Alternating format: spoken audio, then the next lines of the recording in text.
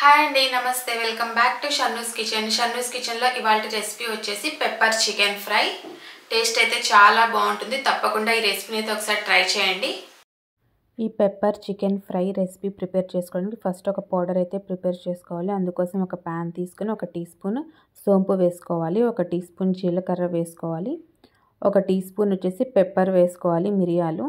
వీటన్నిటిని ఒక 2 నిమిషాల పాటు కొంచెం దూరగా వేయించుకోవాలి. మరీ ఎక్కువగా అవసరం లేదు, జస్ట్ ఒక 2 నుంచి 3 నిమిషాలు వేయించుకుంటే సరిపోతుంది. ఈ విధంగా వేయించుకున్న తర్వాత వీటిని మిక్సీలో వేసి ఈ విధంగా మెత్తగా పౌడర్ లాగా చేసుకొని పెట్టుకోవాలి. ఈ పౌడరే ఈ రెసిపీకి హైలైట్. ఈ విధంగా పౌడర్ చేసుకొని పక్కన పెట్టేసుకోండి. ఇప్పుడు మరొక ప్యాన్ తీసుకొని అందులో ఒక 4 నుంచి 5 టేబుల్ స్పూన్ల వరకు ఆయిల్ వేసుకోండి. ఫ్రై రెసిపీ అంటే కొంచెం ఆయిల్ ఎక్కువే పడుతుంది.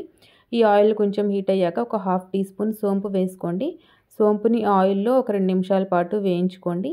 సోంపు కొంచెం వేగాక ఇప్పుడు ఇందులో ఆనియన్స్ వేసుకోవాలి. ఒక ఆనియన్స్ని ఈ విధంగా స్లైసెస్గా కట్ చేసుకొని వేసుకోండి. ఒకసారి బాగా మిక్స్ చేసుకొని ఇందులో కొంచెం ఉప్పు యాడ్ చేసుకోండి. ఈ విధంగా ఉప్పు యాడ్ చేసుకోవడం వల్ల ఈ ఆనియన్స్ అనేవి కొంచెం తొందరగా వేగుతాయి.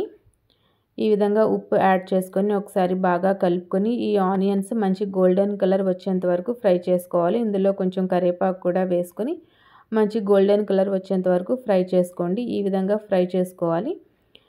ఇప్పుడు ఇందులో అల్లం వెల్లుల్లి పేస్ట్ యాడ్ చేసుకోవాలి. 1 టేబుల్ స్పూన్ వచ్చేసి అల్లం వెల్లుల్లి పేస్ట్ యాడ్ చేసుకోండి. ఈ అల్లం వెల్లుల్లి పేస్ట్ కూడా కొంచెం పచ్చివాసన పోయేంత వరకు మీడియం ఫ్లేమ్ మీద ఫ్రై చేసుకోవాలి.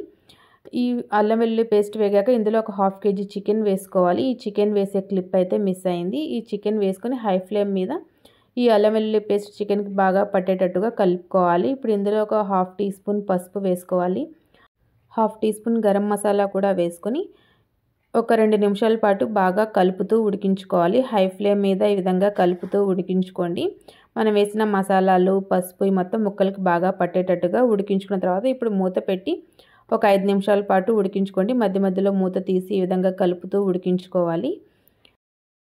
ఇప్పుడు ఇందులో రుచికి సరిపడా ఉప్పు కూడా వేసుకొని ఒకసారి బాగా కలుపుకోండి. ఒక 2 నిమిషాల పాటు ఈ విధంగా కలుపుకున్న తర్వాత ఇప్పుడు ఇందులో కొన్ని వాటర్ యాడ్ చేసుకోవాలి. ఇక్కడ వచ్చేసి నేను ఒక 1/2 గ్లాస్ వరకు వాటర్ అయితే యాడ్ చేసుకున్నాను. ఈ విధంగా వాటర్ యాడ్ చేసుకొని మీడియం ఫ్లేమ్ మీద మూత పెట్టి ఉడికించుకోవాలి. ఈ వాటర్ అంతా అబ్జర్వ్ అయ్యి చికెన్ ముక్క బాగా ఉడికేంత వరకు ఉడికించుకోవాలి. ఒక 15 నిమిషాల పాటు ఉడికించుకుంటే కనుక మనకి ఈ విధంగా వాటర్ మొత్తం అబ్జర్వ్ అయిపోయి చికెన్ పీస్ అనేది బాగా ఉడుకుతుంది. ఒకవేళ ఉడకలేదు అనుకుంటే మరికొన్ని వాటర్ వేసుకొని ఉడికించుకోవచ్చు. ఇప్పుడు ఈ పాయింట్లో మనం ఆల్రెడీ పౌడర్ చేసి పెట్టుకున్న ఈ పెప్పర్ పౌడర్ని వేసేసుకోవాలి. ఈ పౌడర్ వేసుకునేటప్పుడు ఫ్లేమ్ అనేది లో ఫ్లేమ్లో పెట్టుకోవాలి. ఈ పౌడర్ మొత్తం వేసుకొని మీడియం ఫ్లేమ్ మీద ఒక 2 నిమిషాల పాటు బాగా కలుపుతూ ఉడికించుకోవాలి. ఈ మసాలా, ఈ పౌడర్ అనేది ఈ చికెన్ పీసెస్కి బాగా పట్టేటట్టుగా కలుపుతూ ఉడికించుకోవాలి.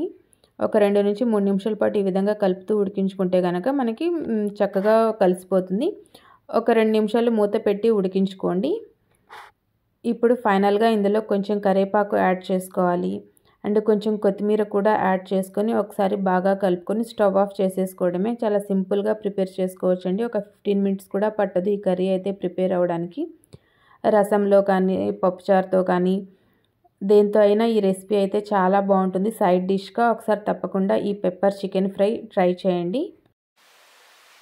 ఈ పెప్పర్ చికెన్ ఫ్రై రెసిపీ కనుక మీకు నచ్చినట్టయితే please like, share and subscribe to Shannu's kitchen. Thank you for watching.